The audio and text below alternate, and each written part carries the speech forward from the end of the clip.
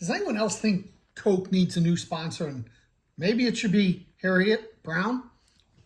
Harriet was fantastic. Most of you guys saw that I was able to go up there. I flew into Chicago. She lives in Rockford, and spend the weekend with her. She met me, of course, had a cold Coke waiting, had Coke in the refrigerator in the little area that I had to stay with her.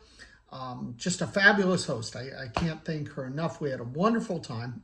I was able to spend time with her family and have dinner with them on the first night, Friday night, and talk with them just about sweepstakes in general and how it affected their life growing up and some of the things they'd won. And it was interesting to hear the details that they remembered from trips that were 40, 50 years ago.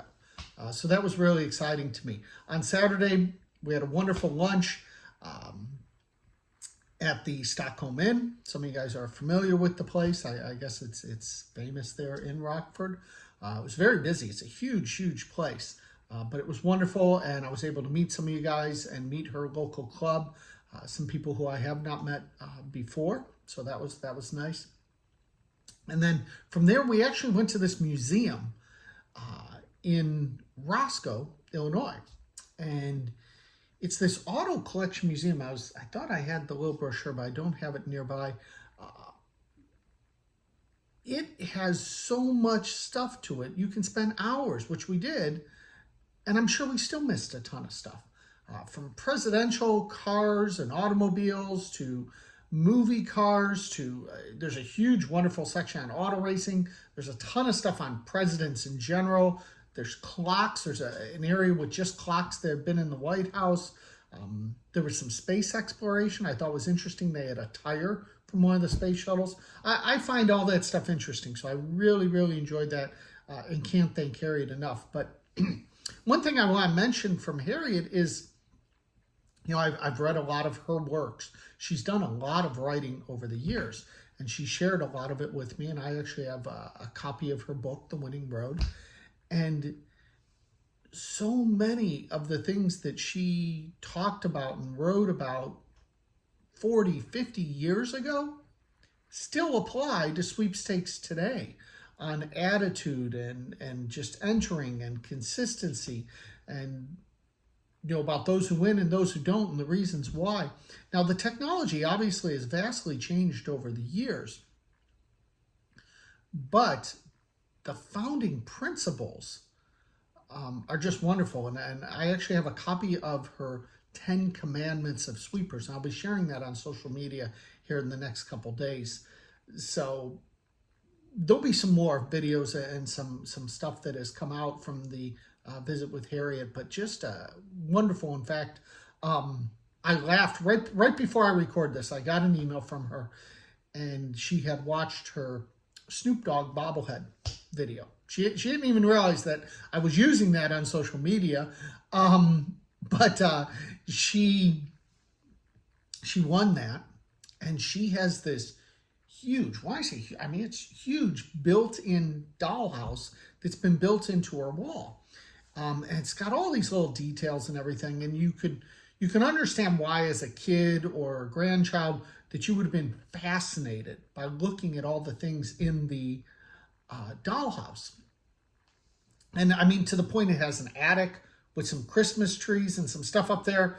And when it's Christmas time, she brings down the Christmas tree to the main room and puts it in there.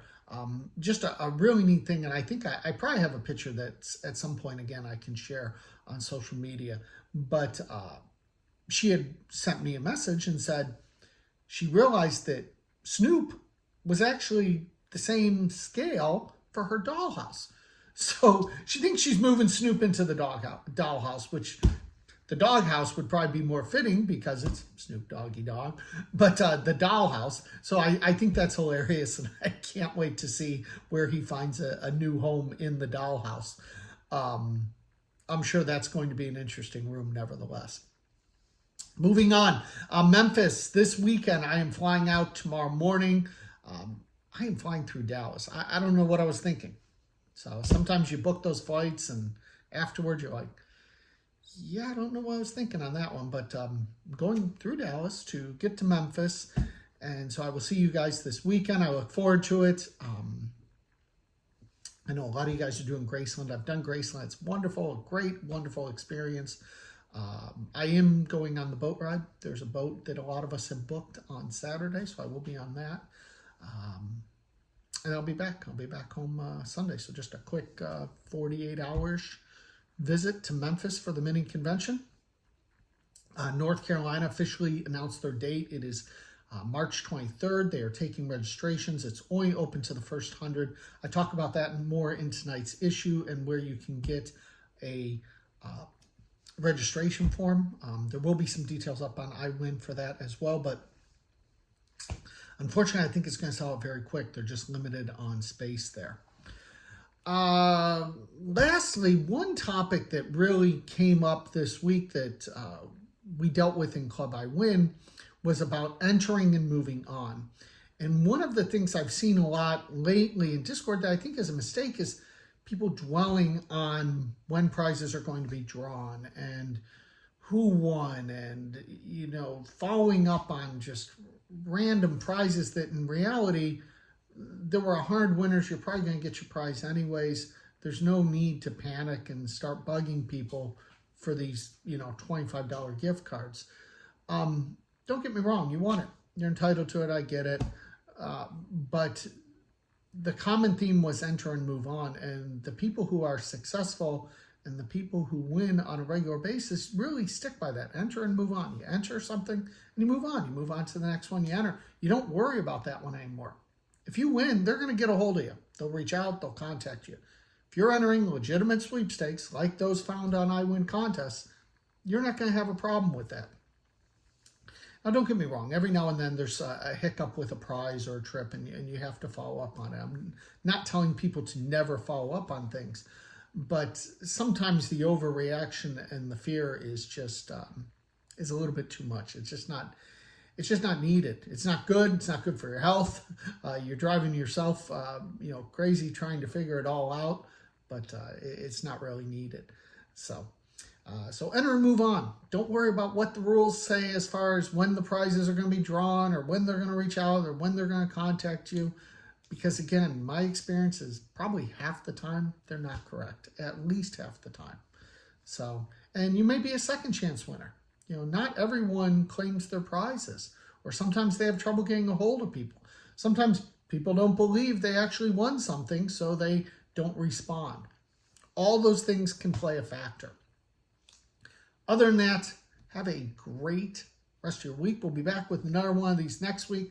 I'll see many of you in Memphis. If you're going to North Carolina or thinking about it, you need to do that sooner than later. I will be there. I will see you there as well.